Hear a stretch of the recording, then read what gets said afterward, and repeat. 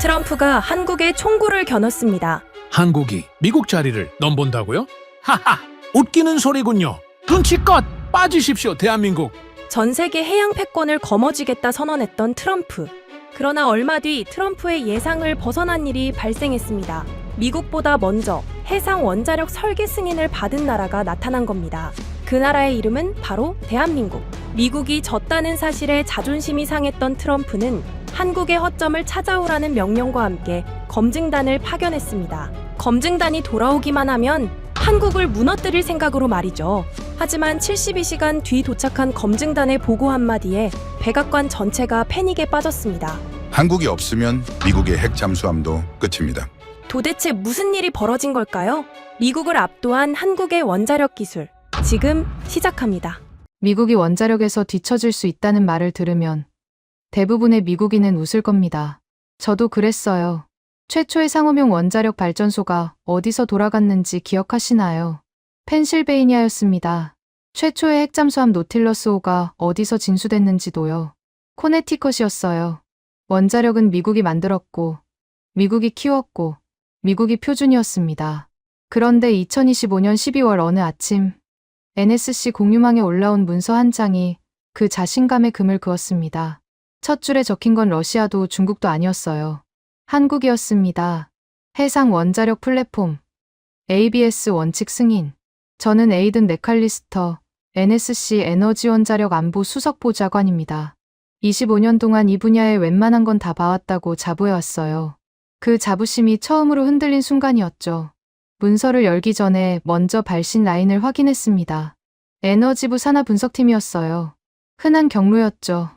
매주 수십 건씩 올라오는 업계 동향 요약 중 하나일 거라고 생각했습니다. 그런데 제목이 이상했어요. 보통은 기술명이나 기업명이 먼저 오거든요. 이 문서는 달랐습니다. 첫 단어가 국가명이었어요.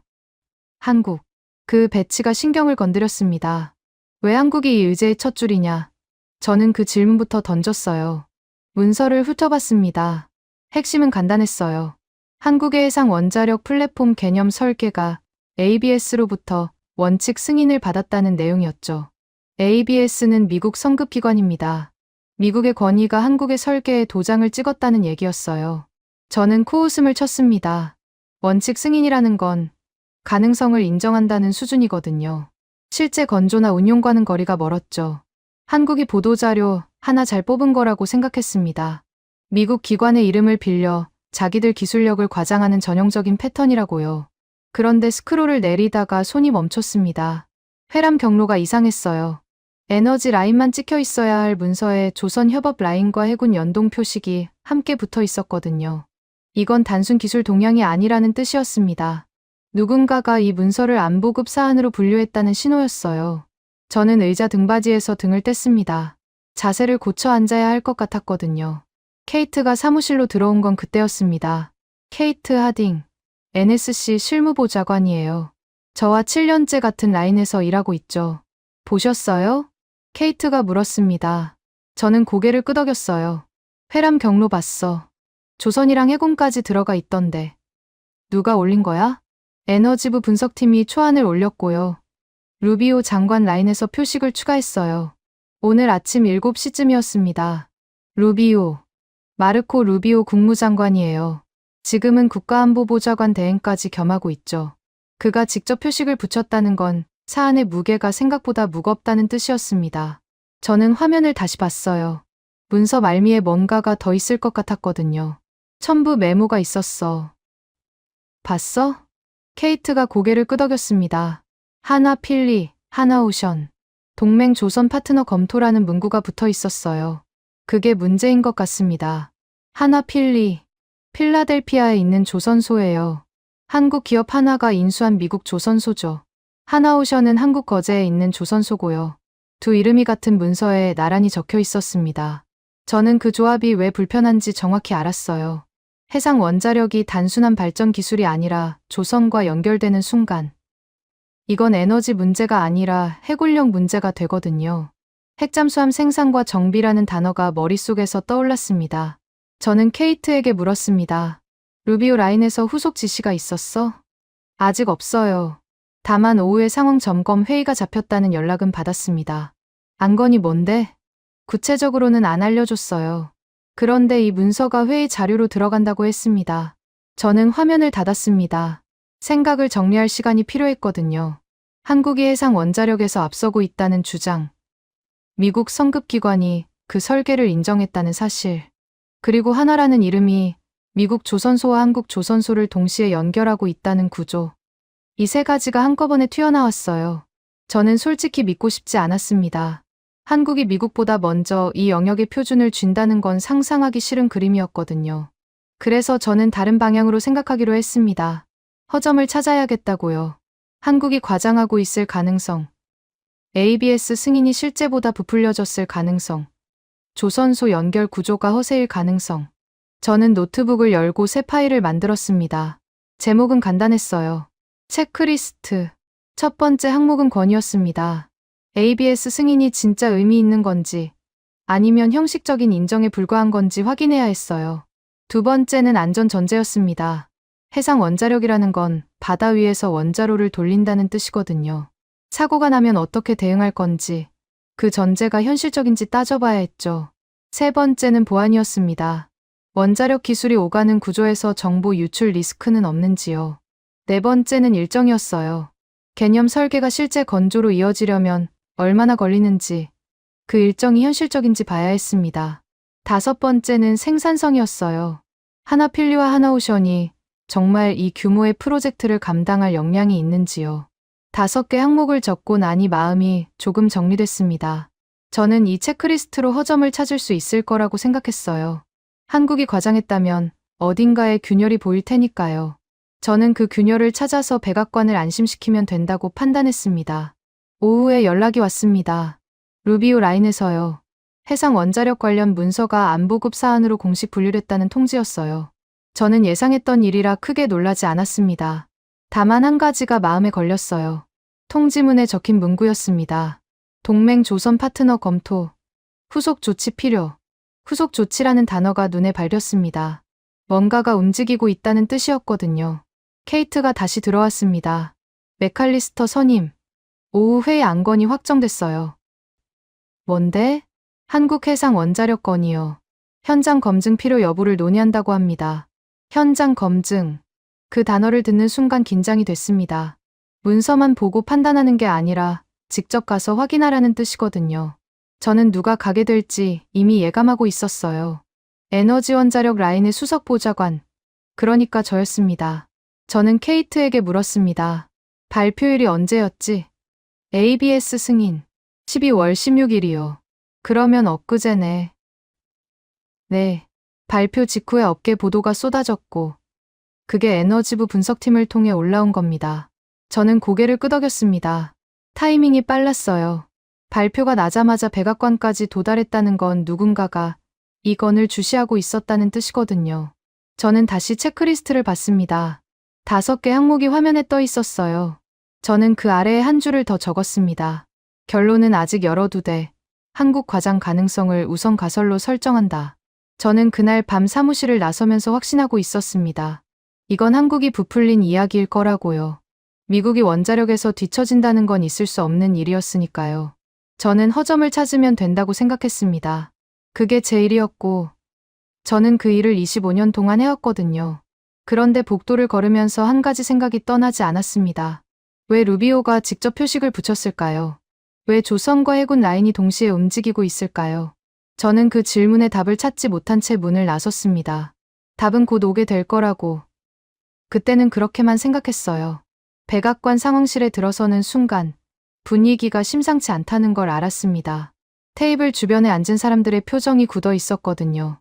저는 지정된 자리로 걸어가면서 누가 와 있는지 확인했습니다. 크리스 라이트 에너지부 장관, 마르코 루비오 국무장관 겸 국가안보보좌관 대행, 그리고 테이블 상석에는 대통령이 앉아 있었어요. 도널드 트럼프. 저는 자리에 앉으면서 생각했습니다. 해상 원자력 문서 하나 때문에 이 자리가 열린 건가? 규모가 예상보다 컸어요. 트럼프가 먼저 입을 열었습니다. 맥칼리스터, 자네가 원자력 라인이지? 예, 대통령님. NSC 에너지 원자력 안보 수석 보좌관입니다. 그 한국 건 봤나? 봤습니다. 그래서 어떻게 생각해? 저는 잠깐 뜸을 들였습니다. 대통령 앞에서 성급한 답을 내놓고 싶지 않았거든요. 하지만 너무 오래 뜸을 들이면 자신감이 없어 보일 수 있었어요. 저는 균형을 잡아야 했습니다. 아직 검증이 필요합니다. ABS 승인이 실제로 어느 수준인지, 한국 측 주장이 과장된 건 아닌지 확인해야 합니다. 트럼프가 고개를 끄덕였습니다. 그런데 그 끄덕임이 동의가 아니라 재촉처럼 느껴졌어요. 검증. 좋아. 그런데 난 한 가지가 궁금해. 한국이 우리보다 먼저라는 게 말이 돼? 저는 대답하려다가 멈췄습니다. 그 질문에는 답이 이미 정해져 있었거든요. 트럼프는 아니오를 듣고 싶어 하는 게 분명했어요. 저는 신중하게 말했습니다. 현재로서는 판단하기 이릅니다. 다만 허점이 있다면 찾아낼 수 있습니다. 트럼프의 표정이 조금 풀렸습니다. 허점이라는 단어가 마음에 든 것 같았어요. 저는 그 순간 내가 어떤 방향으로 끌려가고 있는지 알았습니다. 트럼프는 한국이 틀렸다는 증거를 원하고 있었어요. 저는 그 증거를 찾아오라는 임무를 받게 될 거였습니다. 크리스 라이트가 끼어들었습니다. 에너지부 장관이에요. 저와는 몇 번 회의에서 마주친 적이 있었죠. 대통령님, 이거는 발전소 이야기가 아닙니다. 라이트의 목소리는 차분했지만 무게가 있었어요. 저는 그가 무슨 말을 하려는지 예감했습니다. 해상 원자력이라는 건 바다 위에서 원자로를 돌린다는 뜻입니다. 그건 에너지만의 문제가 아니에요. 조선이 붙고 해군이 붙고 결국 동맹의 기술 표준을 누가 쥐느냐의 문제로 번집니다. 한국이 이 영역에서 먼저 표준을 잡으면 우리는 따라가는 입장이 돼요. 저는 라이트의 말을 들으면서 불편해졌습니다. 그가 틀린 말을 하고 있는 게 아니었거든요. 해상 원자력은 단순한 기술이 아니었어요. 바다 위에서 원자로를 안전하게 운용하려면 조선 역량이 필요하고 그 조선 역량은 핵잠수함 생산과 직결됩니다. 한국이 이 영역에서 앞서면 미국의 해군력 공급망에도 영향이 갈 수 있었어요. 저는 그 연결고리가 싫었지만 부정할 수는 없었습니다. 트럼프가 라이트를 받습니다. 그래서 어쩌자는 거야? 현장 검증이 필요합니다. 문서만 보고는 판단이 안 돼요. 누군가 직접 가서 확인해야 합니다. 트럼프의 시선이 저에게로 돌아왔습니다. 저는 그 시선의 의미를 정확히 알았어요. 가라는 뜻이었습니다. 루비오가 처음으로 입을 열었습니다. 그는 테이블 끝에 앉아 있었는데 지금까지 말없이 듣고만 있었어요. 외교적 파장을 최소화해야 합니다. 한국은 동맹이에요. 검증한다는 명분으로 갔다가 불필요한 오해를 사면 곤란합니다. 저는 루비오의 말에 고개를 끄덕였습니다. 그의 말도 맞았거든요. 한국에 가서 너희 기술 허점 찾으러 왔다고 말할 수는 없었어요. 명분이 필요했습니다. 저는 빠르게 생각했어요. 협력 가능성 검토라는 명목으로 가면 됩니다. 하나필리 조선소가 미국에 있으니까 그쪽부터 들르는 게 자연스럽겠죠. 필라델피아에서 시작해서 한국으로 넘어가면 됩니다. 루비오가 잠깐 생각하더니 고개를 끄덕였습니다. 그 정도면 괜찮겠군요. 다만 결과 보고는 빨리 해야 합니다. 이 건이 오래 끌면 안 됩니다. 트럼프가 손을 탁 쳤습니다. 좋아. 맥칼리스터, 자네가 가. 72시간 안에 1차 결론 내. 72시간. 저는 속으로 계산했습니다. 사흘이었어요. 필라델피아와 한국 거제를 둘 다 돌고 결론까지 내려면 빠듯한 일정이었습니다. 하지만 거절할 수 있는 분위기가 아니었어요. 저는 고개를 끄덕였습니다. 알겠습니다. 회의가 끝났습니다. 저는 상황실을 나오면서 머릿속을 정리했어요. 임무는 분명했습니다. 한국이 과장하고 있다는 증거를 찾아오는 것. 트럼프는 그걸 원했고 저는 그걸 해야 했어요. 문제는 제가 정말로 허점을 찾을 수 있느냐였습니다. 저는 찾을 수 있다고 생각했어요. 25년 동안 이 분야에서 일하면서 과장된 기술 주장이 무너지는 걸 수없이 봐왔거든요. 한국도 다르지 않을 거라고 믿었습니다. 사무실로 돌아오자 케이트가 기다리고 있었습니다. 어떻게 됐어요? 내가 간다. 필라델피아랑 한국. 케이트의 눈이 커졌습니다. 예상은 했지만 막상 확정되니까 놀란 것 같았어요. 일정이 어떻게 돼요? 72시간. 1차 결론까지. 너무 빠른데요. 나도 알아. 그런데 어쩔 수 없어. 동선표 짜줘. 필리 조선소 먼저. 그다음 거제. 케이트가 고개를 끄덕이며 노트북을 열었습니다. 저는 그 사이에 제 체크리스트를 다시 봤어요. 어제 만든 5개 항목이 화면에 떠 있었습니다. 권위, 안전전제, 보안, 일정, 생산성. 저는 이 5가지 중에서 가장 중요한 3가지를 골라야 했어요. 시간이 없었거든요. 모든 걸 다 확인할 수는 없었습니다. 저는 생각했습니다. ABS 승인의 실체, 그러니까 권위가 첫 번째였어요. 그게 진짜 의미 있는 건지 아닌지부터 확인해야 했습니다. 두 번째는 안전전제였어요. 해상에서 원자로를 돌린다는 건 육상과 완전히 다른 리스크를 안고 가는 거거든요. 그 리스크를 어떻게 설계에 반영했는지 봐야 했습니다. 세 번째는 조선 생산성이었어요. 하나필류와 하나오션이 정말 이 규모의 프로젝트를 감당할 수 있는지 현장에서 직접 확인해야 했습니다. 저는 체크리스트를 수정했습니다. 검증 범위를 3가지로 좁혔어요. ABS 원칙 승인의 근거, 안전 전제의 현실성, 조선 생산성. 이 3가지에서 허점을 찾으면 됐습니다. 저는 찾을 수 있다고 확신했어요. 케이트가 동선표 초안을 보여줬습니다. 내일 아침 필라델피아로 출발하시면 돼요. 하나필리 조선소에서 오후 늦게 현장 점검하고 다음날 아침 한국행 비행기 타시면 됩니다.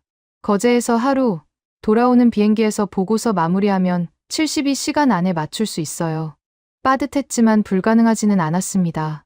저는 고개를 끄덕였어요. 그렇게 하자. 저는 그날 밤 보고서 목차를 완성했습니다. 제목은 한국해상 원자력 현장 검증 보고서로 정했어요. 목차는 간단했습니다. 1항, ABS 원칙 승인 분석. 2항, 안전 전제 검토. 3항, 조선 생산성 평가. 4항, 결론 및 권고. 저는 사항에 들어갈 내용을 이미 머릿속으로 그리고 있었어요. 한국의 주장에는 과장이 있으며 미국이 우려할 수준은 아니다. 저는 그 결론을 써서 백악관에 올리면 된다고 생각했습니다. 그런데 잠들기 전에 한 가지 생각이 떠올랐습니다. 라이트가 했던 말이었어요. 이건 발전소 이야기가 아니라 표준 경쟁이라고 했죠. 저는 그 말이 자꾸 머릿속에서 맴돌았습니다. 만약 라이트의 말이 맞다면 허점을 찾는 것만으로는 부족할 수도 있었어요. 한국이 진짜 앞서가고 있다면 미국은 막는 게 아니라 따라잡아야 하는 거니까요. 저는 그 생각을 밀어냈습니다. 아직 확인도 안 한 상태에서 미리 걱정할 필요는 없었거든요. 저는 허점을 찾을 거였고 찾으면 끝이었습니다. 미국이 원자력에서 뒤처진다는 건 있을 수 없는 일이었어요. 저는 그렇게 믿으면서 눈을 감았습니다. 다음 날 아침, 저는 필라델피아로 향하는 차에 올랐습니다. 창밖으로 워싱턴의 거리가 스쳐 지나갔어요.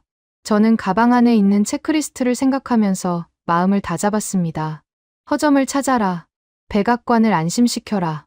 그게 제 임무였고, 저는 반드시 해낼 거였어요. 그때는 정말 그렇게 믿었습니다. 필라델피아 하나필리 조선소에 도착한 건 오후 3시였습니다. 정문에서부터 보안 절차가 시작됐어요. 저는 NSC 신분증을 제시했고, 안내 담당자가 나올 때까지 대기실에서 기다려야 했습니다. 미국 땅에 있는 조선소인데 왜 이렇게 절차가 까다로운지 의아했어요. 저는 그 의아함을 체크리스트 첫 번째 칸에 적었습니다. 보안 과잉인가? 아니면 진짜 지킬 게 있는 건가? 15분쯤 지나서 한 남자가 들어왔습니다. 40대 중반쯤으로 보였어요. 정장이 아니라 작업복 위에 안전조끼를 걸치고 있었죠. 이선우입니다. 하나필리 조선소 보안공정 책임자예요. 맥칼리스터 수석보좌관님 맞으시죠? 악수를 나눴습니다. 이선우의 손은 거칠었어요. 서류만 만지는 사람의 손이 아니었습니다. 저는 그 손을 보면서 생각했어요. 이 사람은 현장에서 직접 뛰는 사람이구나. 안내해 드리겠습니다. 보안 구역이 3단계로 나뉘어 있어서 각 단계마다 별도 인증이 필요합니다. 저는 고개를 끄덕였습니다. 3단계 접근 통제라는 건 체크리스트에 적어뒀던 항목이었어요. 서류상으로는 확인했지만 실제로 어떻게 운영되는지는 직접 봐야 했거든요. 저는 이선우를 따라 첫 번째 보안 구역으로 들어갔습니다. 첫 번째 구역은 일반 작업 구역이었어요. 자재 반입과 초기 가공이 이루어지는 곳이었죠. 저는 주변을 둘러보면서 작업자들의 움직임을 관찰했습니다. 뭔가 이상한 점이 있는지 찾으려고 했어요. 그런데 눈에 띄는 건 오히려 정돈된 분위기였습니다. 자재가 정해진 위치에 쌓여 있었고 작업자들은 각자의 구역에서 벗어나지 않았어요. 미국 조선소치고는 너무 깔끔했습니다. 두 번째 구역으로 넘어가자 분위기가 달라졌습니다. 출입문 앞에서 생체 인증을 거쳐야 했어요. 지문과 홍채를 동시에 확인하는 방식이었죠. 저는 이선우에게 물었습니다. 이 정도 보안이 왜 필요한 거죠? 민간 조선소 아닙니까? 이선우가 잠깐 멈췄습니다. 그리고 저를 똑바로 쳐다보며 말했어요. 민간이지만 군함 수리도 받습니다. 미 해군 정비 계약이 있거든요. 그래서 보안 기준이 군 수준으로 맞춰져 있어요. 저는 그 말에 할 말을 잃었습니다. 미 해군 정비 계약이라고요. 한국 기업이 운영하는 조선소에서 미국 군함을 수리한다는 뜻이었어요. 저는 그 사실을 몰랐습니다. 아니, 알았어도 대수롭지 않게 넘겼을 거예요. 그런데 직접 보안 절차를 통과하면서 느껴지는 무게감은 달랐습니다. 이건 허세가 아니었어요. 세 번째 구역은 핵심 공정이 이루어지는 곳이었습니다. 여기서부터는 외부인 출입이 원칙적으로 금지돼요. 저는 NSC 권한으로 특별 허가를 받은 거였죠. 이선우가 문을 열기 전에 말했습니다. 여기서부터는 모든 동선이 기록됩니다. 어디서 뭘 봤는지, 몇 분 머물렀는지 전부요. 괜찮으시겠어요? 저는 고개를 끄덕였습니다.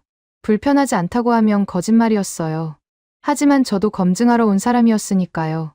기록되는 게 싫다고 물러날 수는 없었습니다. 세 번째 구역에 들어서자 거대한 도크가 눈에 들어왔습니다. 배 한 척이 들어갈 수 있는 크기였어요. 저는 그 규모에 잠깐 압도당했습니다. 서류에서 봤던 숫자와 실제 눈앞에 펼쳐진 광경은 완전히 다른 느낌이었거든요. 저는 스스로에게 말했어요. 규모에 휘둘리지 마라. 허점을 찾아야 한다. 이선우가 옆에서 태블릿을 꺼냈습니다. 공정 추적 시스템을 보여드릴게요. 저희가 어떻게 품질을 관리하는지 확인하실 수 있습니다. 화면에 표가 떴습니다. 120개의 공정 체크포인트가 나열돼 있었어요. 각 체크포인트마다 담당자 이름, 작업 일시, 검수 결과, 자재 출처가 기록돼 있었습니다. 저는 몇 개를 무작위로 눌러봤어요. 모든 항목이 빈칸 없이 채워져 있었습니다. 저는 속으로 생각했어요. 이건 보여주기용으로 만든 게 아니다. 진짜 쓰고 있는 시스템이다. 문서에서 자재까지, 자재에서 작업자까지, 작업자에서 검수까지 전부 연결돼요. 어느 한 단계에서 이상이 생기면 다음 단계로 못 넘어갑니다. 이선우의 설명을 들으면서 저는 당혹스러웠습니다. 이 정도 추적 체계를 갖춘 조선소가 미국에 몇 개나 될까요? 저는 솔직히 모르겠었어요. 체크리스트에 적어뒀던 생산성, 항목이 흔들리는 느낌이었습니다. 그때 다른 남자가 다가왔습니다. 60대 후반쯤으로 보였어요. 흰머리에 주름이 깊었지만 눈빛은 날카로웠습니다.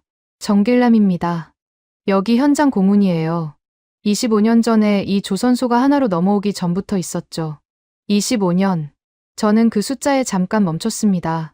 저도 이 분야에서 25년을 일했거든요. 같은 시간을 한 조선소에서 버틴 사람이 눈앞에 있었어요. 정길남이 말을 이었습니다. 맥칼리스터 보좌관님, 뭘 확인하러 오셨는지 대충 알아요. 허점 찾으러 오셨죠? 저는 잠깐 당황했습니다. 그렇게 직접적으로 말할 줄은 몰랐거든요. 하지만 부정할 수도 없었어요. 검증하러 왔습니다. 허점이 있는지 없는지 확인하는 것도 검증의 일부죠. 정길남이 고개를 끄덕였습니다. 그럼 이거 보세요. 정길남이 태블릿에서 다른 화면을 열었습니다. 거기에는 과거 기록들이 나열돼 있었어요. 날짜와 함께 요청, 거절, 사유라는 칸이 있었습니다. 저는 몇 개를 읽어봤어요. 2019년 3월, 납기 단축 요청, 거절, 사유 공정 무결성 훼손 우려, 2021년 7월, 자재 대체 요청, 거절, 사유 승인 규격 미충족, 2023년 2월, 검수 간소화 요청, 거절, 사유 안전 기준 이탈. 저는 화면을 보면서 불편해졌습니다. 이건 편법 요청을 거절한 기록이었어요. 누군가 빨리 해달라고, 싸게 해달라고, 대충 해달라고 요청했는데 전부 거절당한 기록이었습니다. 저는 정길남에게 물었어요. 이 요청들은 누가 한 겁니까? 고객사요. 미국 업체들도 있고 정부 관련 하청도 있었어요. 다 거절했습니다. 저는 그 말을 듣고 잠시 아무 말도 못했습니다. 미국 쪽 요청도 거절했다는 뜻이었거든요. 보통 한국 기업이 미국 시장에서 이런 식으로 버티기는 쉽지 않아요. 거절하면 계약이 끊기니까요. 그런데 이 조선소는 거절하고도 살아남았습니다. 아니, 살아남은 정도가 아니라 미 해군 정비 계약까지 따냈어요. 정길남이 덧붙였습니다. 원칙을 지키면 처음엔 손해를 봐요. 그런데 시간이 지나면 신뢰가 쌓입니다. 신뢰가 쌓이면 더 큰 계약이 들어와요. 저희는 그렇게 25년을 버텼습니다. 저는 체크리스트를 다시 봤습니다. 허점 찾기라고 적어둔 제목이 눈에 들어왔어요. 저는 그 제목이 갑자기 어색하게 느껴졌습니다. 허점을 찾으러 왔는데 허점 대신 원칙이 보이고 있었거든요. 그때 화상 연결이 들어왔습니다. 한국 거제에 있는 하나오션 쪽이었어요. 화면에 40대 후반쯤 되어 보이는 남자가 나타났습니다. 김봉수입니다. 하나오션 품질감리 고문이에요. 화상으로 먼저 인사드립니다. 김봉수는 화면 너머로 표 하나를 띄웠습니다. 거제와 필리 두 조선소의 작업 분담표였어요. 어떤 공정은 거제에서, 어떤 공정은 필리에서 진행되는지 정리돼 있었습니다. 저는 그 표를 보면서 혼란스러웠어요. 두 조선소가 한 프로젝트처럼 연결돼 있었거든요. 거제에서 기본 설계와 핵심 모듈을 만들고 필리에서 최종 조립과 현지 적용을 맡습니다. 품질 기준은 동일하게 적용돼요. 같은 언어를 쓰는 거죠. 같은 언어. 저는 그 표현이 머릿속에 남았습니다. 한국과 미국에 있는 두 조선소가 같은 품질 언어를 쓴다는 뜻이었어요. 저는 그게 가능한 건지 의심스러웠지만 눈앞에 증거가 있었습니다. 공정 추적 시스템, 편법 거절 기록, 작업 분담표. 전부 서류가 아니라 현장에서 돌아가고 있는 것들이었어요. 저는 체크리스트를 다시 열었습니다. 그리고 제목을 수정했어요. 허점 찾기를 지우고 최악 전제 확인이라고 적었습니다. 허점을 찾는 게 아니라 이들이 정말 최악의 상황을 대비하고 있는지 확인하는 게 맞는 방향 같았거든요. 저는 그 변화가 싫었습니다. 내가 흔들리고 있다는 증거였으니까요. 김봉수가 화면 너머로 말했습니다. 맥칼리스터 보좌관님, 내일 거제에서 뵙겠습니다. 한 가지 미리 말씀드릴 게 있어요. 뭔데요? 저희 설계 철학의 핵심이 있습니다. 최악을 기본값으로 두겠다는 거예요. 내일 그 의미를 직접 보여드리겠습니다. 최악을 기본값으로. 저는 그 문장이 무슨 뜻인지 정확히 이해하지 못했습니다. 하지만 그 문장이 주는 무게감은 느껴졌어요. 저는 고개를 끄덕이며 화상 연결을 끊었습니다. 그날 밤, 저는 필라델피아 호텔에서 잠을 이루지 못했습니다. 체크리스트를 몇 번이나 다시 봤어요.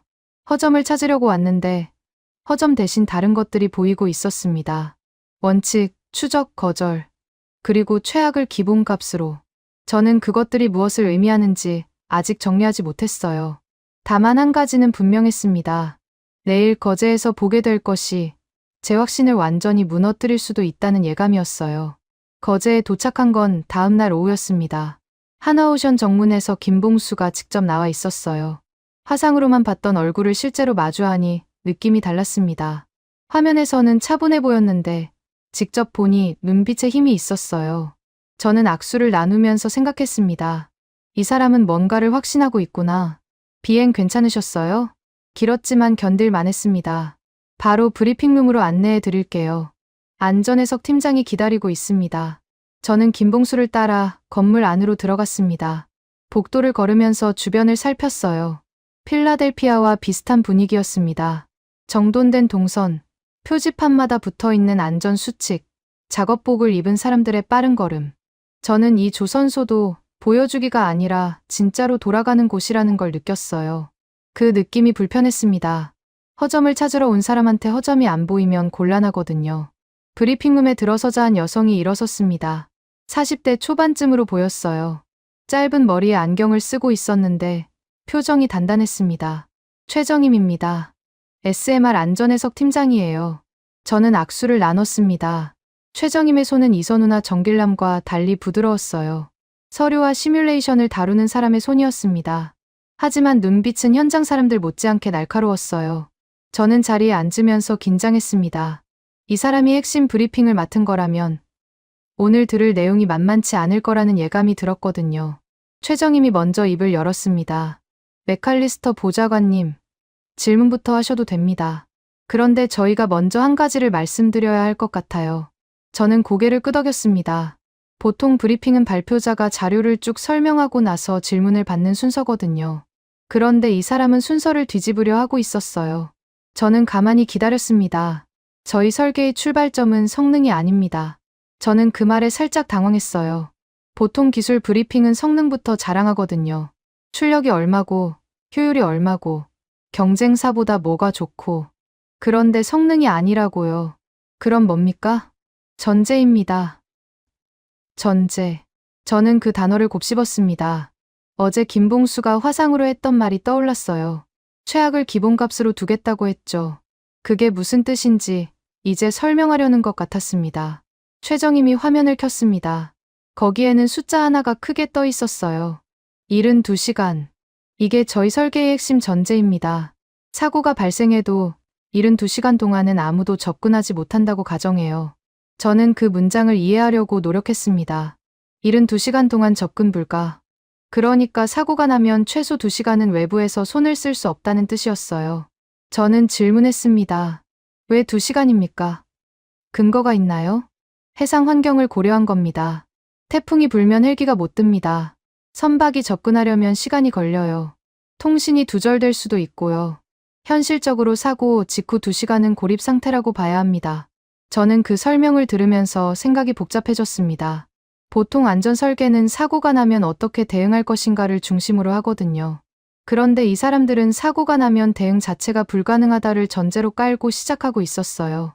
순서가 완전히 달랐습니다. 그러면 그 2시간 동안은 어떻게 하겠다는 겁니까? 최정임이 고개를 끄덕였습니다.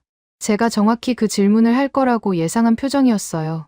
아무것도 안 해도 버티도록 설계합니다. 2시간 동안 외부 개입 없이도 원자로가 스스로 안정 상태로 들어가야 해요. 그게 저희 설계의 핵심입니다. 저는 그 말을 듣고 잠시 아무 말도 못했습니다. 스스로 안정 상태로 들어간다고요. 그게 가능한 건가요? 저는 원자력 안보 라인에서 25년을 일했지만 이렇게 극단적인 전제를 기본값으로 둔 설계는 처음 봤어요. 저는 체크리스트를 다시 봤습니다. 안전 전제 검토라고 적어둔 항목이 눈에 들어왔어요. 저는 그 항목을 최상단으로 옮겼습니다. 이게 핵심이었어요. 김봉수가 옆에서 말을 보탰습니다. 최 팀장이 말한 전제가 공정해도 그대로 반영됩니다. 저희 품질 기준은 2시간 동안 아무도 못 온다를 가정하고 세워져요. 부품 하나, 용접 하나가 그 전제를 버텨야 합니다. 저는 김봉수를 봤습니다. 어제 화상으로 봤을 때는 그냥 품질 관리자인 줄 알았어요. 그런데 지금 보니 이 사람은 전제를 현장 언어로 번역하는 역할을 하고 있었습니다. 최정임이 설계 철학을 말하면 김봉수가 그걸 볼트와 용접의 언어로 바꿔주는 거였어요. 저는 질문 방식을 바꿔야겠다고 생각했습니다. 허점을 찾겠다는 접근으로는 안 되겠더라고요. 이 사람들은 이미 최악을 가정하고 있었으니까요. 제가 이런 상황에서는 어떻게 할 건데? 라고 물으면 그 상황이 이미 전제에 포함돼 있을 가능성이 컸어요. 저는 다르게 물어야 했습니다. 그 전제가 거짓이라면 어떻게 됩니까? 최정임이 잠깐 멈췄습니다. 제 질문을 이해하려는 것 같았어요. 무슨 뜻이시죠? 2시간 안에 접근할 수 있다면요. 아니면 2시간이 아니라 3시간, 4시간이 걸린다면요. 전제가 틀렸을 때 설계가 무너지는지 알고 싶습니다. 저는 그렇게 물었습니다. 허점을 찾는 게 아니라 전제를 무너뜨리는 방식으로요. 만약 이 사람들이 전제에만 기대고 있다면 전제가 흔들릴 때 당황할 거라고 생각했어요. 저는 그 당황하는 순간을 포착하고 싶었습니다. 그런데 최정임의 반응은 제 예상과 달랐습니다. 그녀는 고개를 끄덕이며 화면을 넘겼어요. 좋은 질문입니다. 저희도 같은 질문을 했거든요. 화면에 새로운 자료가 떴습니다. 거기에는 반증 시나리오라는 제목이 붙어 있었어요. 2시간이 아니라 30분 만에 접근했을 때, 2시간이 아니라 4시간이 걸렸을 때, 아예 하루 동안 접근이 불가능했을 때, 각 시나리오별로 원자로 상태와 대응 절차가 정리돼 있었습니다. 전제가 틀렸을 때를 미리 검증해 뒀습니다. ABS 심사에서도 이 시나리오들을 전부 제출했어요. 180개 질의 항목 중 3분의 1이 이런 반증 시나리오에 대한 거였습니다. 저는 화면을 보면서 흔들렸습니다. 이 사람들은 제가 던질 질문을 이미 던져봤고 이미 답을 준비해 뒀어요. 저는 허점을 찾으러 온 사람인데 그 허점 찾기 방식까지 예상하고 대비하고 있었던 겁니다. 저는 솔직히 불안해졌어요. 내가 뭘 놓치고 있는 건가? 김봉수가 말을 이었습니다. 보좌관님, 저희가 숨기는 게 없다는 걸 보여드리는 게 목적입니다. 테스트하고 싶으시면 하세요. 자료 다 드릴 수 있어요. 저는 그 말에 잠깐 멈췄습니다. 숨기는 게 없다고요. 보통 검증을 받는 쪽은 방어적이거든요. 질문을 최소화하려 하고 자료를 아끼려 하고 핵심은 피해가려 해요. 그런데 이 사람들은 오히려 자료를 열어젖히고 있었습니다. 공격하라고 초대하는 것 같았어요. 저는 결정했습니다. 그러면 테스트하겠습니다. 전제가 무너지는 시나리오를 직접 확인하고 싶어요. 자료 주세요. 최정임이 고개를 끄덕였습니다. 그리고 태블릿에서 파일을 전송했어요. 제 노트북에 자료가 들어왔습니다. 반증 시나리오, 검증 프로토콜, ABS 질의응답 기록, 심사 대응표. 분량이 상당했어요. 저는 그 파일들을 보면서 생각했습니다. 이걸 다 검토하려면 시간이 꽤 걸리겠구나. 최정임이 말했습니다. 오늘 안에 주요 시나리오 3개는 직접 설명해 드릴 수 있어요. 나머지는 파일로 확인하시면 됩니다. 추가 질문 있으시면 언제든 연락 주세요. 저는 고개를 끄덕였습니다. 그리고 브리핑룸을 나서면서 뒤를 돌아봤어요. 최정임과 김봉수가 여전히 자리에 서 있었습니다. 그들의 표정에는 자신감이 있었어요. 허세가 아니라 준비된 사람들의 자신감이었습니다. 저는 복도를 걸으면서 체크리스트를 다시 봤습니다. 허점 찾기라고 적어뒀던 제목이 어색해졌어요. 저는 그걸 지우고 새로 적었습니다. 전제 무너뜨리기. 하지만 그것마저도 가능할지 확신이 없었어요. 이 사람들은 이미 스스로 전제를 무너뜨려 봤고 그래도 버티는 설계를 만들어뒀거든요. 저는 그날 밤 호텔에서 받은 자료를 읽었습니다. 읽으면 읽을수록 불안해졌어요. 허점이 보이지 않았거든요. 저는 스스로에게 물었습니다. 내가 찾으려는 허점이 정말 있는 건가?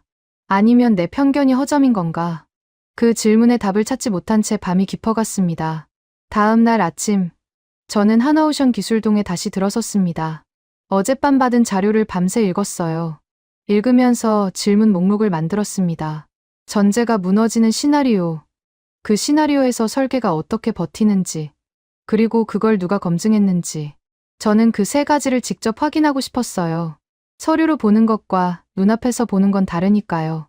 최정임이 브리핑룸 입구에서 기다리고 있었습니다. 잘 주무셨어요? 솔직히 못 잤습니다. 자료 읽느라. 최정임이 살짝 웃었어요.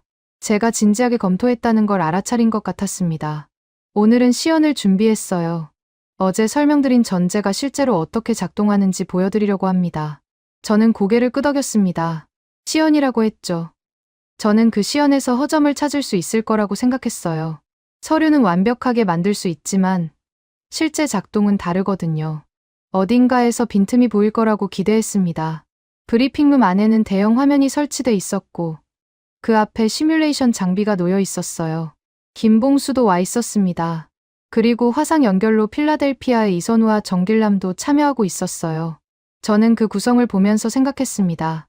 이 사람들은 거제와 필리를 하나의 팀처럼 운영하고 있구나. 최정임이 시연을 시작했습니다. 먼저 기본 시나리오부터 보여드릴게요. 해상 원자력 플랫폼에서 냉각 개통 이상이 발생한 상황입니다. 화면에 플랫폼 모형이 떴습니다. 바다 위에 떠 있는 구조물이었어요. 원자로가 중앙에 있고 주변에 냉각 장치와 안전 개통이 배치돼 있었습니다. 최정임이 시뮬레이션을 실행했어요. 냉각 개통에 이상 신호가 뜨고 경보가 울렸습니다. 이 시점에서 외부 지원이 도착할 수 없다고 가정합니다. 태풍 상황이에요. 헬기도 선박도 접근 불가입니다. 저는 화면을 주시했습니다. 경보가 울린 후 30초쯤 지나자 원자로 상태가 바뀌기 시작했어요. 출력이 자동으로 낮아지고 비상냉각 개통이 작동했습니다. 저는 질문했어요. 사람이 개입하지 않았는데 왜 작동합니까? 피동형 안전 개통입니다. 전력이나 인력 없이도 물리 법칙만으로 작동하도록 설계돼 있어요. 중력과 자연 대류를 이용합니다. 저는 그 설명을 들으면서 고개를 끄덕였습니다. 피동형 안전 개통이라는 건 알고 있었어요. 최신 원자로 설계에서 많이 쓰이는 개념이거든요. 하지만 해상 환경에서 적용한 사례는 처음 봤습니다. 바다 위에서는 흔들림이 있고 기울어짐이 있고 육상과는 조건이 완전히 다르거든요. 해상에서 흔들려도 작동합니까? 최정임이 시뮬레이션 설정을 바꿨습니다. 파도에 의한 흔들림이 추가됐어요. 플랫폼이 좌우로 움직였습니다. 저는 냉각 개통 상태를 지켜봤어요. 흔들림에도 불구하고 시스템은 정상 작동하고 있었습니다. 경사 20도까지 테스트했습니다. 그 이상은 플랫폼 자체가 전복 위험이 있어서 설계 범위 밖이에요. 20도 이내에서는 모든 안전 개통이 정상 작동합니다. 저는 화면을 보면서 할 말을 잃었습니다. 이 사람들은 제가 던질 질문을 이미 시뮬레이션으로 돌려봤어요. 흔들림, 경사, 고립 상황. 전부 테스트해뒀습니다. 저는 다른 질문을 찾아야 했어요. 2시간이 지나면 어떻게 됩니까? 원자로 상태가? 최정임이 시뮬레이션을 2시간 뒤로 넘겼습니다. 화면에 원자로 상태가 떴어요. 출력은 거의 제로에 가까웠고 온도는 안정 범위 안에 있었습니다. 저는 그 숫자를 보면서 인정할 수밖에 없었어요. 2시간 동안 아무도 개입하지 않아도 원자로는 스스로 안정 상태에 들어갔습니다. 이게 저희 설계의 핵심입니다. 72시간은 버티는 시간이 아니에요. 안정에 도달하는 시간입니다. 저는 그 말을 곱씹었습니다. 버티는 게 아니라 안정에 도달한다고요. 관점이 완전히 달랐어요. 보통 안전 설계는 사고 후 얼마나 버틸 수 있나를 따지거든요. 그런데 이 사람들은 사고 후 스스로 끝낸다를 목표로 잡고 있었습니다. 김봉수가 옆에서 말을 보탰습니다. 이 설계를 현장에서 구현하려면 부품 하나하나가 그 기준을 충족해야 해요. 저희 품질 관리가 까다로운 이유가 그겁니다. 시뮬레이션에서 되는 걸 실제로 만들어야 하니까요. 저는 김봉수를 봤습니다. 어제 화상으로 봤을 때와 달리 오늘은 그의 역할이 더 명확하게 보였어요. 최정임이 설계를 말하면 김봉수가 그걸 현장 품질로 연결하는 거였습니다. 이론과 실행이 분리되지 않고 한 팀으로 움직이고 있었어요. 저는 다음 질문으로 넘어갔습니다. ABS 승인은 어떻게 받은 겁니까? 시뮬레이션만 보여준 건 아니겠죠. 최정임이 화면을 전환했습니다. ABS 심사 기록이 떴어요. 지뢰 항목 목록이 나열돼 있었습니다. 저는 숫자를 세어봤어요. 180개였습니다. ABS에서 180개 지뢰 항목을 보내왔어요. 저희는 각 항목에 대해 근거 자료와 시뮬레이션 결과를 제출했습니다. 심사 기간은 약 6개월이었어요. 저는 지뢰 항목 몇 개를 읽어봤습니다. 피동형 안전 계통의 작동 조건, 해상 환경에서의 구조 안정성, 비상시 통신 두절 대응 절차. 전부 제가 던지려던 질문들이었어요. 저는 속으로 생각했습니다. ABS 심사관들도 나와 같은 질문을 했구나. 그리고 이 사람들은 전부 통과했구나. 화상 연결로 정길남의 목소리가 들려왔습니다. 맥칼리스터 보좌관님, 제가 한 가지 덧붙여도 될까요? 저는 화면을 봤습니다. 정길남이 필라델피아에서 카메라를 보고 있었어요. 말씀하세요. ABS 승인은 그냥 도장 찍는 게 아닙니다. 저희가 7년 전에 처음 신청했을 때 탈락했어요. 그때 지적받은 항목이 32개였습니다. 저는 그 말에 놀랐습니다. 탈락했다고요. 처음 신청해서 떨어졌다는 뜻이었어요. 그래서 어떻게 했습니까? 32개 항목을 전부 보완했죠. 설계를 고치고 시뮬레이션을 다시 돌리고 현장 테스트를 추가했습니다. 그게 3년 걸렸어요. 2번째 신청에서 또 지적이 나왔습니다. 17개. 그것도 보완했죠. 3번째 신청에서 드디어 통과했습니다. 저는 계산했습니다. 7년 전 첫 신청, 3년 후 2번째, 그리고 3번째. 이 사람들은 거의 7년 동안 ABS 승인 하나를 위해 달렸던 거였어요. 저는 그 시간의 무게를 느꼈습니다. 홍보용으로 도장 하나 받으려는 사람들이 7년을 투자하지는 않거든요. 정길남이 말을 이었습니다. AIP는 칭찬이 아닙니다. 판정이에요. 저희 설계가 원칙적으로 승인 가능하다는 판정. 그 판정을 받으려고 저희는 7년 동안 수백 번 거절당하고 수정했습니다. 저는 그 말을 듣고 잠시 침묵했습니다. 수백 번 거절당하고 수정했다고요. 저는 처음에 이 사람들이 도장 하나 잘 받아서 과장하고 있다고 생각했어요. 그런데 실상은 달랐습니다. 7년 동안의 거절과 수정. 그게 이승인의 실체였어요. 화상 연결로 이선우가 끼어들었습니다. 보좌관님, 한 가지 더 보여드릴 게 있어요. 어제 보신 공정 추적 시스템 기억하시죠? 기억합니다. 그 시스템이 거제하고 연결돼 있어요. 같은 플랫폼을 씁니다. 거제에서 만든 부품이 필리로 오면 추적 기록이 그대로 이어져요. 끊김이 없습니다. 화면에 추적 기록이 떴습니다. 거제에서 제작된 모듈의 기록이 필리 조선소 시스템에 그대로 연결돼 있었어요. 누가 만들었는지, 언제 검수했는지, 어떤 기준을 통과했는지 전부 한 화면에서 볼 수 있었습니다. 저는 그걸 보면서 동요했어요. 두 나라에 있는 두 조선소가 정말로 하나의 시스템처럼 움직이고 있었거든요. 이선우가 덧붙였습니다. 해상 원자력이 현실이 되려면 조선이 받쳐줘야 해요. 설계가 아무리 좋아도 만들 수 없으면 소용없거든요. 저희는 만들 수 있다는 걸 보여드리는 겁니다. 저는 그 말을 듣고 생각에 잠겼습니다. 이 사람들은 기술만 보여주는 게 아니었어요. 시행 가능성을 보여주고 있었습니다. 설계, 검증, 승인, 생산, 그 전체가 연결돼 있다는 걸 증명하고 있었어요. 정길남이 마지막으로 말했습니다. 보좌관님, 저는 이 조선소에서 25년을 버텼습니다. 그 시간 동안 편법 요청을 수없이 거절했어요. 빨리 해달라. 싸게 해달라. 대충 해달라. 전부 거절했습니다. 거절할 때마다 손해를 봤어요. 계약이 끊기기도 했고요. 그런데 지금 저희가 여기 있잖아요. ABS 승인을 받았고, 미해군 정비 계약을 따냈고, 백악관에서 검증하러 사람을 보낼 정도가 됐습니다.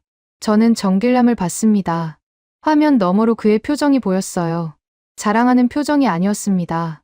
그냥 사실을 말하는 사람의 얼굴이었어요. 저는 그 담담함이 오히려 무겁게 느껴졌습니다.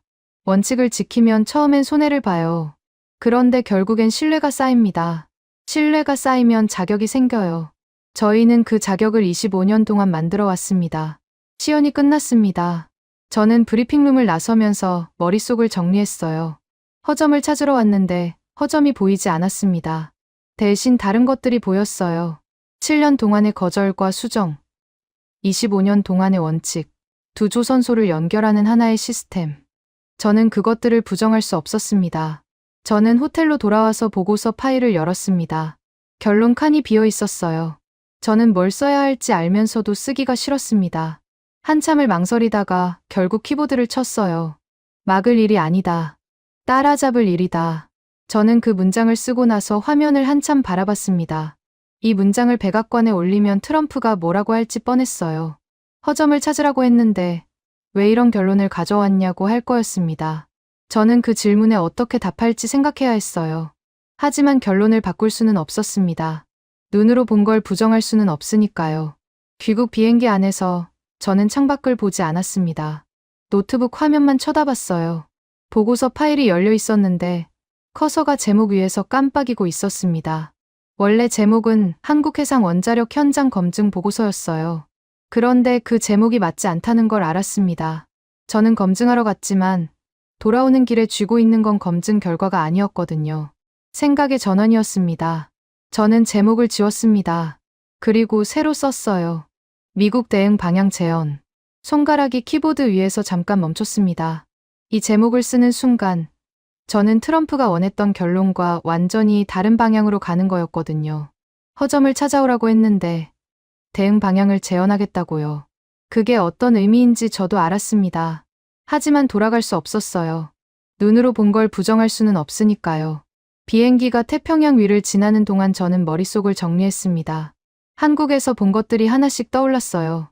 72시간이라는 전제, 피동형 안전 개통, 7년 동안의 거절과 수정, 25년 동안의 원칙. 그것들이 따로따로가 아니라 하나로 연결돼 있었습니다. 저는 그 연결고리를 찾으려고 애썼어요. 뭐가 이 모든 걸 관통하고 있는 걸까? 그때 하나의 생각이 머릿속을 스쳤습니다. 72시간. 그 전제가 자꾸 떠올랐어요. 사고가 나도 2시간 동안은 아무도 접근하지 못한다는 가정. 저는 그게 단순한 안전 문구가 아니라는 걸 깨달았습니다. 그건 운용 철학이었어요.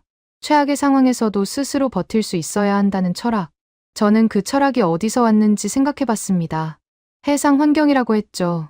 태풍, 고립, 통신 두절. 그런데 그 조건들이 뭔가 익숙했어요. 저는 잠깐 생각하다가 깨달았습니다. 잠수함이었어요. 잠수함도 마찬가지거든요. 수중에서는 외부 지원이 불가능합니다. 통신도 제한되고 구조도 어려워요. 잠수함 승조원들은 그 고립 상태에서 스스로 모든 문제를 해결해야 합니다. 저는 노트북에 메모를 적었습니다. 72시간 잠수함 운용 철학과 유사. 그 연결이 머릿속에서 선명해졌어요. 한국이 해상 원자력에서 앞서고 있다는 건 단순히 기술이 좋다는 게 아니었습니다. 고립 상태에서 운용하는 방법을 알고 있다는 뜻이었어요. 그리고 그건 핵잠수함 기술과 직결되는 영역이었습니다. 저는 등이 서늘해지는 느낌을 받았습니다. 이건 발전소 이야기가 아니었어요. 라이트가 처음에 했던 말이 맞았습니다. 해상 원자력은 표준 경쟁이었고 그 표준은 해군력과 연결돼 있었어요. 한국이 이 표준을 먼저 주면 미국은 따라가는 입장이 되는 거였습니다. 저는 그 그림이 싫었지만 현실을 부정할 수는 없었어요.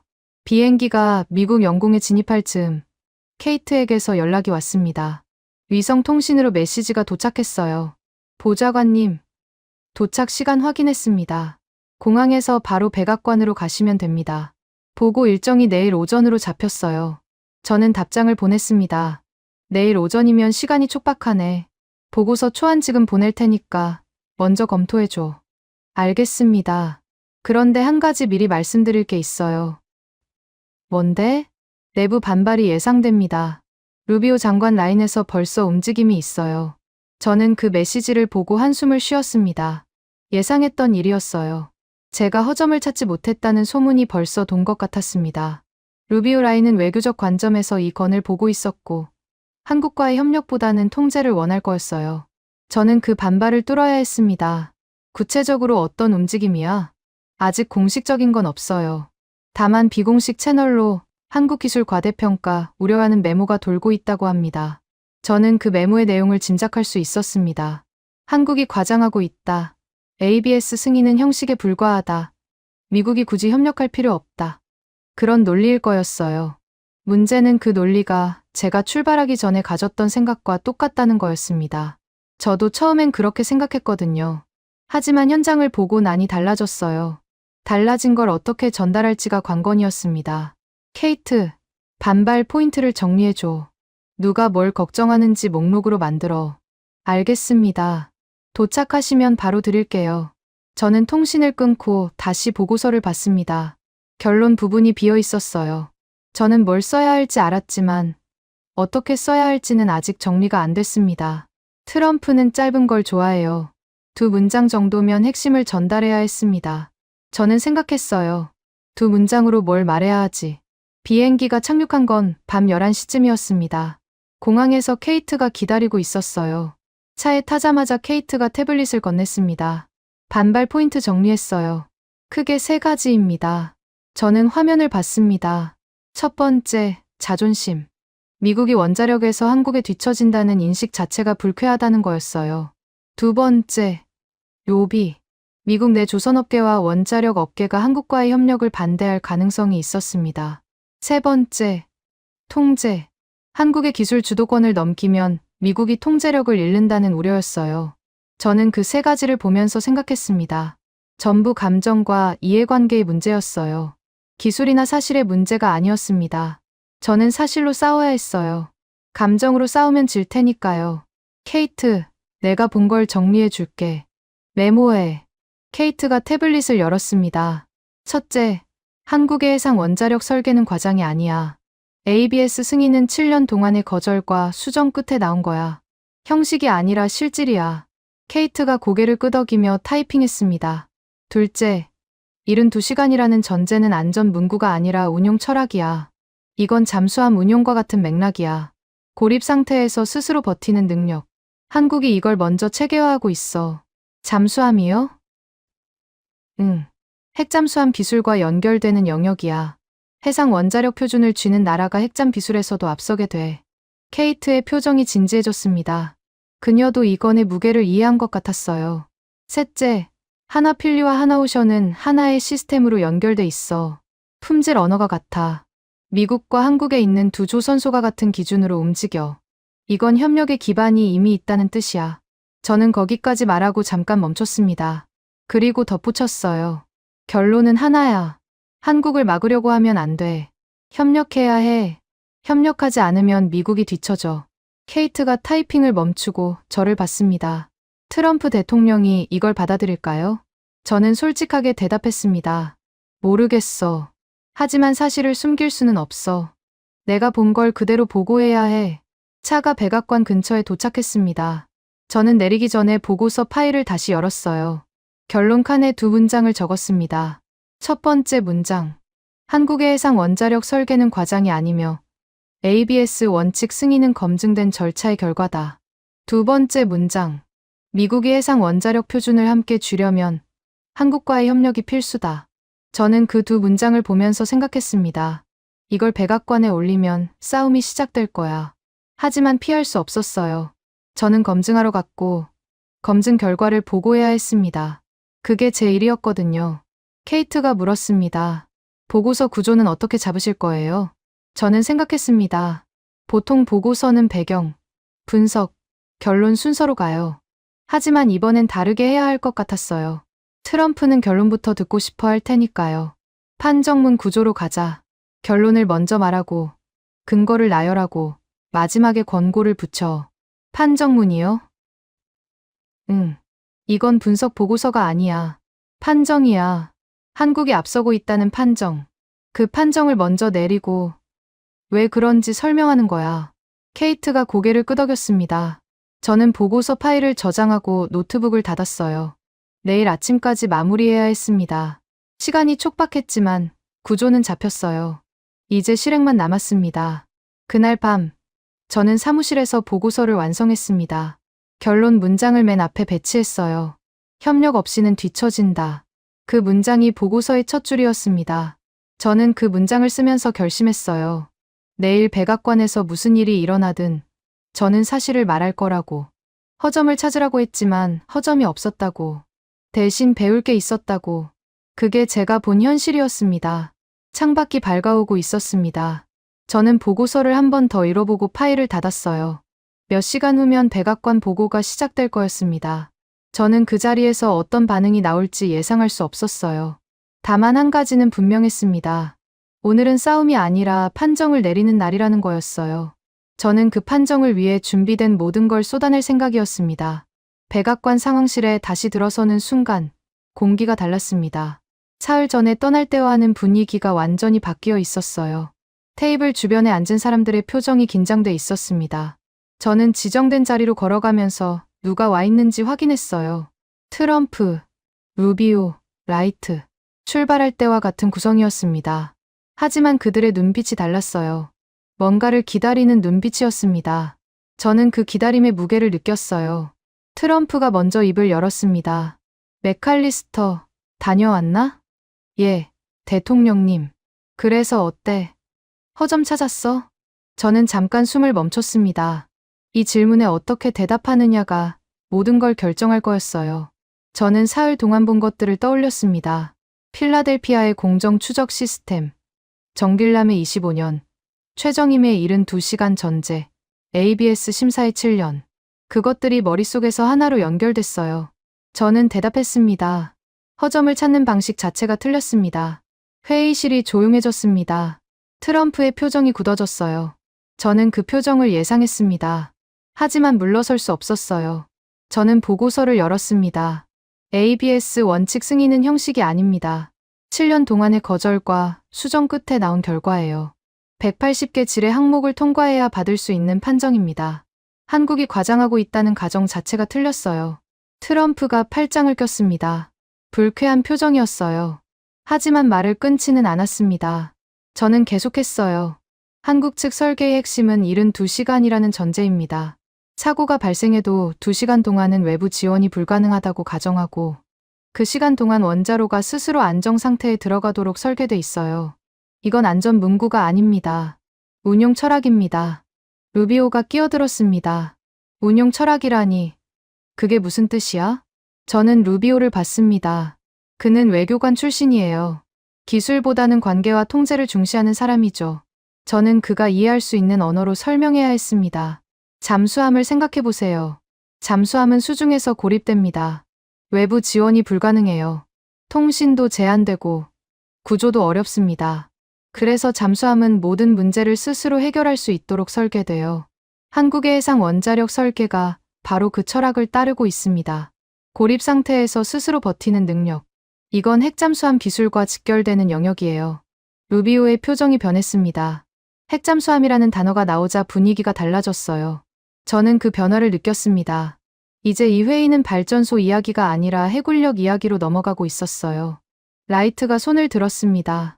제가 보충해도 될까요? 트럼프가 고개를 끄덕였습니다. 라이트가 일어섰어요. 맥칼리스터 보좌관이 말한 대로입니다. 이건 표준 경쟁이에요. 해상 원자력 기술을 누가 먼저 체계화하느냐가 앞으로 20년의 해군력 판도를 결정합니다. 한국이 이 표준을 먼저 쥐면 우리는 따라가는 입장이 돼요. 핵잠수함 생산과 정비에서도 마찬가지입니다. 트럼프가 라이트를 받습니다. 그래서 어쩌자는 거야? 한국을 막자는 거야? 협력하자는 거야? 라이트가 잠깐 멈췄습니다. 그리고 저를 봤어요. 저는 고개를 끄덕였습니다. 이건 제가 대답해야 할 질문이었어요. 막을 수 없습니다. 저는 단호하게 말했습니다. 회의실이 다시 조용해졌어요. 트럼프의 눈썹이 올라갔습니다. 저는 계속했어요. 한국은 이미 앞서 있어요. ABS 승인을 받았고, 설계 철학이 검증됐고, 실행할 조선 역량도 갖추고 있습니다. 하나필리와 하나오션이 하나의 시스템으로 연결돼 있어요. 미국 땅에 있는 조선소와 한국 땅에 있는 조선소가 같은 품질 언어를 쓰고 있습니다. 이건 막을 수 있는 상황이 아니에요. 트럼프가 테이블을 손으로 톡톡 쳤습니다. 생각하는 표정이었어요. 저는 그 순간을 놓치지 않았습니다. 대신 함께 줄 수 있습니다. 트럼프가 저를 봤습니다. 무슨 뜻이야? 한국과 협력하면 미국도 이 표준의 공동 주체가 될 수 있어요. 하나필리가 미국에 있잖아요. 거기가 협력의 거점이 됩니다. 한국의 설계 역량과 미국의 시장, 한국의 조선 품질과 미국의 해군 수요. 이걸 연결하면 양쪽 다 이기는 구조가 만들어져요. 저는 거기까지 말하고 잠깐 멈췄습니다. 핵심을 말해야 할 때였어요. 저는 숨을 한 번 쉬고 말을 이었습니다. 그리고 핵잠수함 문제가 있습니다. 트럼프의 눈이 날카로워졌습니다. 핵잠수함. 그 단어가 나오자 회의실 분위기가 완전히 바뀌었어요. 루비오도, 라이트도 자세를 고쳐 앉았습니다. 미국 핵잠수함 생산과 정비에 공백이 있다는 건 아시죠? 조선소 역량이 수요를 따라가지 못하고 있어요. 그 공백을 메우려면 동맹의 조선력이 필요합니다. 하나필리가 그 역할을 할 수 있어요. 이미 미해군 정비 계약을 따낸 조선소입니다. 보안 기준도 군 수준으로 맞춰져 있고요. 저는 말을 멈추고 트럼프를 봤습니다. 그의 표정이 변하고 있었어요. 불쾌함에서 계산으로. 저는 그 변화를 읽었습니다. 트럼프는 사업가예요. 손익 계산이 빠른 사람이죠. 저는 그 계산을 도왔습니다. 해상 원자력 표준을 한국과 함께 쥐지 못하면 핵잠수함 생산 공백이 더 커집니다. 한국 기술을 막으려다가 미국 해군력이 약해지는 거예요. 그게 계산에 맞나요? 트럼프가 잠시 침묵했습니다. 저는 그 침묵이 생각의 시간이라는 걸 알았어요. 강하게 밀어붙이면 안 되는 순간이었습니다. 저는 기다렸어요. 루비오가 입을 열었습니다.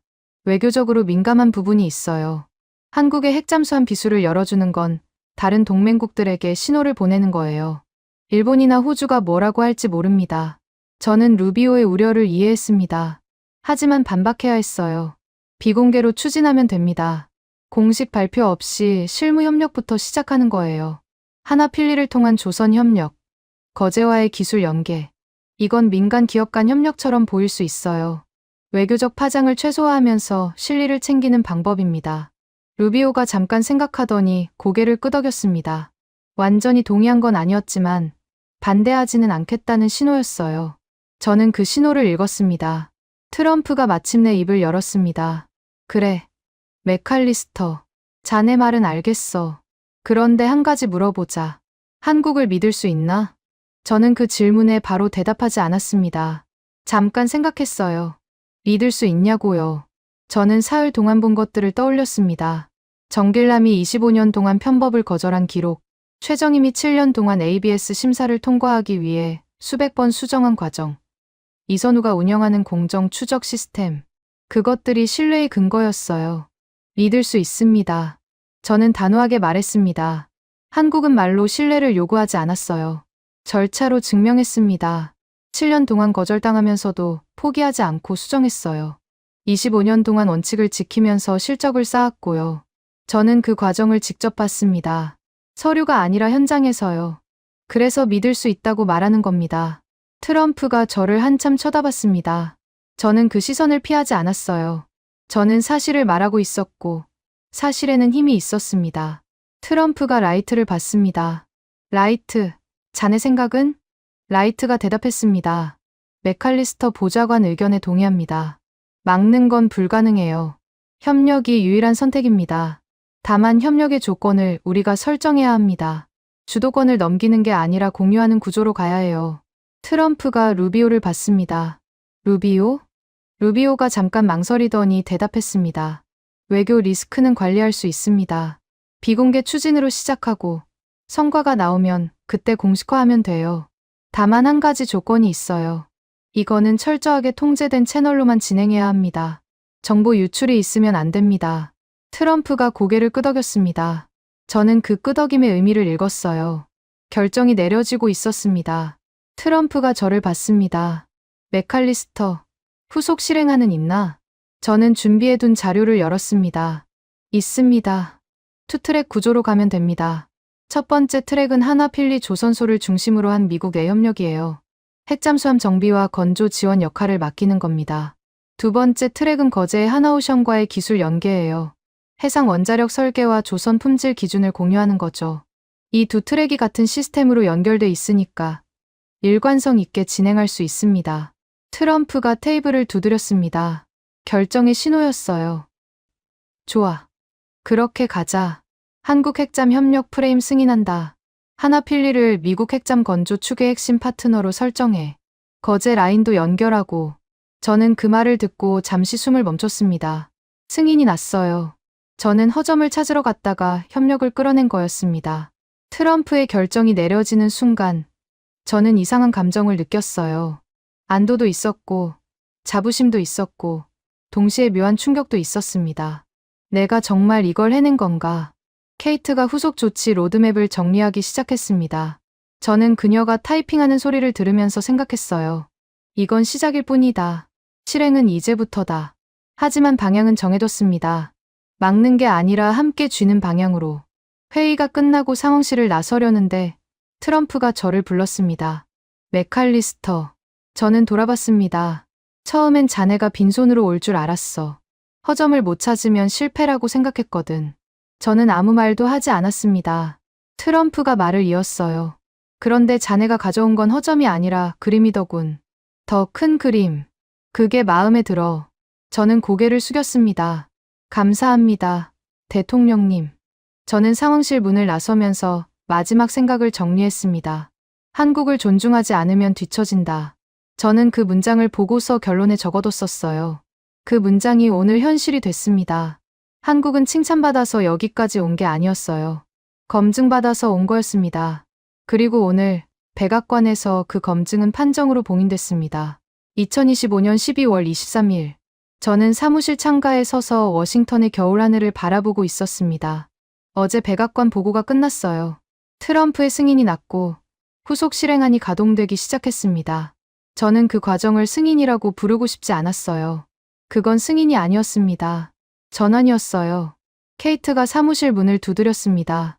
보좌관님, 투트랙 후속 일정표 최신본 나왔어요. 저는 돌아서서 케이트를 봤습니다. 그녀가 태블릿을 들고 있었어요. 저는 고개를 끄덕이며 자리에 앉았습니다. 보여줘. 케이트가 화면을 넘겼습니다. 거제와 필리 두 조선소의 협력 일정이 정리돼 있었어요. 첫 번째 단계는 하나필리를 중심으로 한 미해군 정비 역량 강화였습니다. 두 번째 단계는 거제 라인과의 설계 기준 통합이었고요. 세 번째 단계는 해상 원자력 플랫폼 공동 개발 협의였습니다. 저는 그 일정표를 보면서 생각했어요. 일주일 전만 해도 이 그림은 존재하지 않았습니다. 저는 허점을 찾으러 갔고 돌아올 때는 협력의 프레임을 들고 왔어요. 그 변화가 아직도 믿기지 않았습니다. 케이트, 정길남 씨 연락처 있지? 예, 있어요. 필리 조선소 통해서 연결할 수 있습니다. 화상 연결 하나 잡아줘. 오늘 중으로. 케이트가 고개를 끄덕이며 나갔습니다. 저는 화면에 떠있는 일정표를 다시 봤어요. 정길남. 25년 동안 편법을 거절한 사람.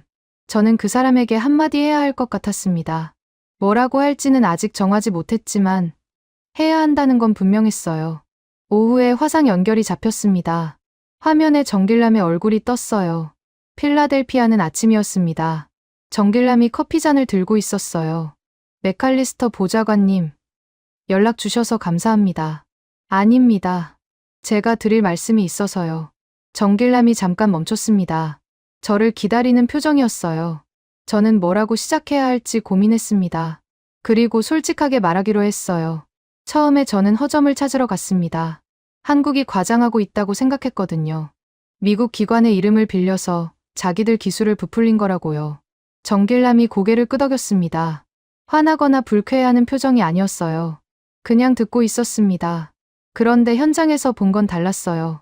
편법 거절 기록, 공정 추적 시스템, ABS 심사 7년. 그게 전부 연결돼 있더군요. 저는 그걸 보고 생각을 바꿨습니다. 정길남이 커피잔을 내려놓았습니다. 보좌관님, 저는 그 기록을 자랑하려고 보여드린 게 아닙니다. 그냥 사실이니까 보여드린 거예요. 저희가 뭘 해왔는지, 어떻게 버텨왔는지, 그걸 직접 보시면 판단하실 수 있을 거라고 생각했어요. 저는 그 말을 듣고 잠시 침묵했습니다. 자랑이 아니라 사실이라고요. 저는 그 태도가 처음부터 끝까지 일관됐다는 걸 깨달았어요.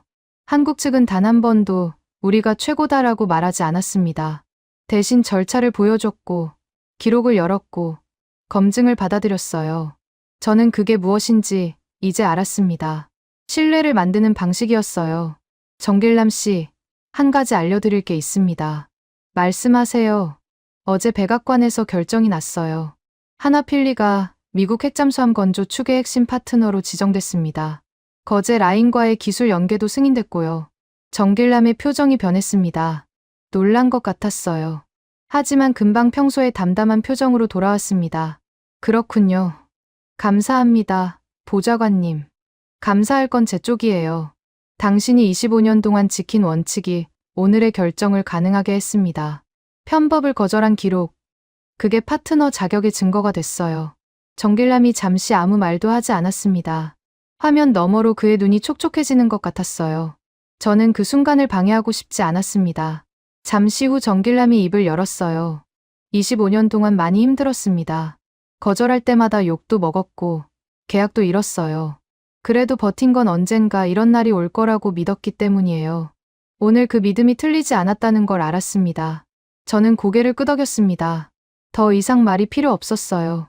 저와 정길남 사이에는 이미 말보다 깊은 이해가 생겨 있었습니다. 화상 연결을 끊고 나서 저는 노트북을 열었습니다. 파일함에서 오래된 문서 하나를 찾았어요. 제가 처음에 만들었던 체크리스트였습니다. 허점 찾기라는 제목이 붙어 있었죠. 권위, 안전 전제, 보안, 일정, 생산성. 5개 항목이 나열돼 있었어요. 저는 그 체크리스트를 한참 쳐다봤습니다. 일주일 전에 저였어요. 한국이 과장하고 있다고 확신했던 사람. 허점을 찾으면 끝이라고 생각했던 사람. 저는 그때의 저를 부정하고 싶지 않았습니다. 그게 출발점이었으니까요. 하지만 그 출발점에 머물 수는 없었어요. 저는 현장을 봤고, 생각이 바뀌었고, 결론을 다시 썼습니다. 그게 성장이라면 성장이었어요. 저는 체크리스트 파일을 삭제했습니다. 그리고 새 파일을 만들었어요. 제목은 표준 체크리스트로 정했습니다. 항목도 새로 썼어요. 첫 번째, 전제가 명확한가? 최악의 상황을 기본값으로 두고 있는가? 두 번째, 검증이 투명한가? 거절과 수정의 기록이 있는가? 세 번째, 실행이 연결돼 있는가? 설계와 생산이 같은 언어를 쓰는가? 네 번째, 원칙이 일관됐는가? 시간이 지나도 기준이 흔들리지 않았는가? 저는 그 4가지 항목을 쓰고 나서 생각했습니다. 이건 한국에서 배운 거였어요. 기술이 아니라 방식, 성능이 아니라 철학. 저는 그걸 체크리스트로 정리했습니다. 앞으로 다른 검증 임무가 생기면 이 기준으로 판단할 생각이었어요. 케이트가 다시 들어왔습니다. 보좌관님, 정길남 씨 관련해서 한 가지 보고 드릴 게 있어요. 뭔데? 어제 루비오 장관 라인에서 요청이 왔어요. 하나필리 조선소의 품질 관리 기록을 공식 파일로 편입해 달라고요. 파트너 자격 심사 근거 자료로 쓰겠다고 합니다. 저는 그 말을 듣고 고개를 끄덕였습니다. 정길남의 편법 거절 기록이 공식 문서가 되는 거였어요. 25년 동안 쌓은 원칙이 미국 정부 파일에 들어가는 거였습니다. 저는 그게 마땅하다고 생각했어요. 좋아. 진행해. 케이트가 나가고 나서 저는 다시 창가로 걸어갔습니다. 워싱턴의 하늘은 여전히 흐렸어요. 하지만 저는 그 흐린 하늘이 싫지 않았습니다. 오히려 차분하게 느껴졌어요. 폭풍이 지나간 후의 고요함 같았습니다. 저는 지난 일주일을 되짚어 봤습니다. NSC 공유망에 올라온 문서 한 장에서 시작된 일이었어요. 한국이 먼저라고요. 저는 그 문장을 보고 코웃음을 쳤습니다. 미국이 원자력에서 뒤처진다는 건 있을 수 없는 일이라고 생각했거든요. 그래서 허점을 찾으러 갔어요. 한국이 과장하고 있다는 증거를 찾으면 끝이라고 믿었습니다. 그런데 현장에서 본 건 달랐어요. 필라델피아에서 본 공정 추적 시스템, 정길남의 편법 거절 기록, 거제에서 본 72시간 전제, 최정임의 반증, 시나리오, ABS 심사 7년의 무게, 그것들이 서로 연결돼 있었습니다. 저는 허점을 찾으려고 했지만 허점 대신 체계가 보였어요. 과장이 아니라 절차였고 허세가 아니라 원칙이었습니다. 저는 그 순간 깨달았어요. 제가 찾으려던 허점은 한국에 있는 게 아니었습니다. 제 안에 있었어요. 미국이 최고라는 편견, 한국은 따라오는 나라라는 고정관념. 그게 저의 허점이었습니다. 저는 현장을 보면서 그 허점을 마주했고 인정할 수밖에 없었어요. 노트북 화면에 새 파일이 열려 있었습니다. 저는 거기에 마지막 문장을 적었어요. 기술을 이긴 건 기술이 아니었다. 신뢰를 만드는 방식이었다. 그리고 그 방식의 이름은 한국이었다. 저는 그 문장을 쓰고 나서 화면을 한참 바라봤습니다. 이게 이번 사건의 결론이었어요. 한국은 스스로 최고라고 말하지 않았습니다. 대신 절차를 보여줬고, 기록을 열었고, 검증을 통과했어요. 저는 그걸 보고 생각을 바꿨고, 백악관을 설득했고, 협력의 방향을 끌어냈습니다. 모든 게 연결돼 있었어요. 케이트가 마지막으로 들어왔습니다. 보좌관님, 오늘 일정 끝났어요. 내일 아침에 후속 회의가 있긴 한데, 오늘은 쉬셔도 될 것 같습니다. 저는 고개를 끄덕였습니다.